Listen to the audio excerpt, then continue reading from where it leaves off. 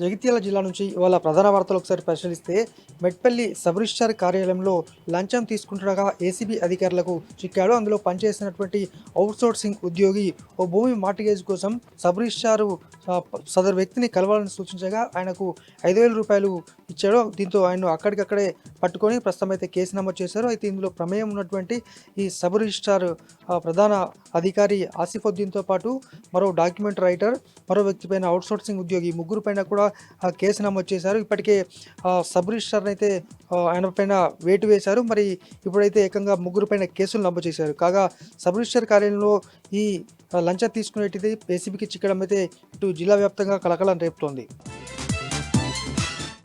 మరొక వార్త, జగిత్యాల ఎమ్మెల్యే సంజయ్ వ్యవహారం పైన ఇక్కడ సొంత పార్టీ నేతలతో పాటు బీఆర్ఎస్ శ్రేణులు తీవ్రంగా మండిపడుతున్నారు. ఆయన ఇప్పుడు బీఆర్ఎస్ పార్టీని దూషిస్తున్నాడు. ఆయన ఏ పార్టీ నుంచి గెలిచాడు, ఆయన గెలిచిందే బీఆర్ఎస్ పార్టీ నుంచి. అలాగే నిధుల విషయంలో ప్రతిసారి అభివృద్ధి కోసమే పార్టీ మారనంటూ అనేక మందికి చెప్తుండగా, మరి గత బీఆర్ఎస్ ప్రభుత్వ హయాంలోనే హైదరాబాద్ తర్వాత అతిపెద్ద ప్రాజెక్ట్ అయినటువంటి 4,520 డబుల్ బెడ్రూమ్ ఇల్లు నిర్మించిన ఘనత బీఆర్ఎస్ సర్కార్కి దక్కింది. అలాగే ఎన్నో జగిత్యాల జిల్లా అభివృద్ధికి ప్రధాన కారణమే బీఆర్ఎస్ పార్టీ అని సందర్భంగా బీఆర్ఎస్ శ్రేణులు అయితే అన్నారు.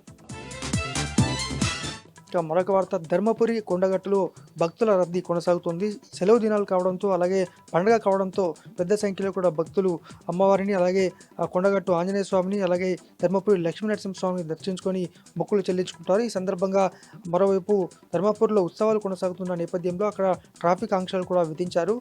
భక్తులకు ఎటువంటి ఏర్పాట్లు కాకుండా అయితే చూసుకుంటున్నారు.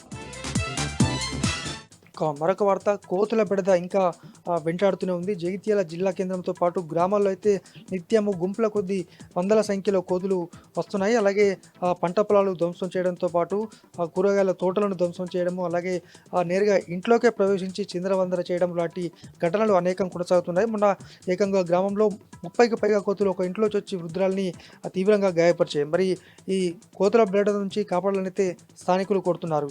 ఇవి జిల్లా వ్యాప్తంగా ఉన్నటువంటి వార్తలు.